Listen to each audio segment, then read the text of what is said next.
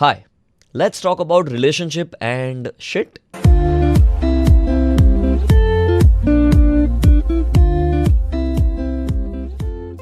So relationship તો બરાબર છે પણ shit, well that's breakup and getting over someone.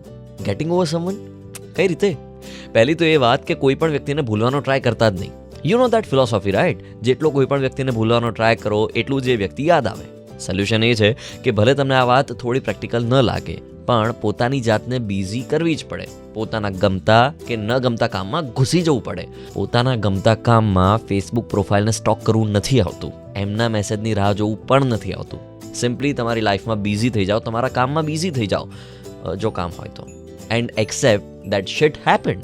Suppose સવારે ટટી જાઓ છો રાઈટ, તો એને તમે સંભાળીને નથી રાખતા કે ઓ સો ક્યુટ, એને ફ્લશ કરી દો છો right. I hope so likewise આ ટટ્ટીને પણ ફ્લશ કરો, નહીં તો તમારા મન નામનું ઘર ગંધાશે. બોટમ લાઇન ઇઝ એક્સેપ્ટ કરો, પોતાની જાતને બિઝી કરો અને આ ટટ્ટીને ફ્લશ કરો. That's it.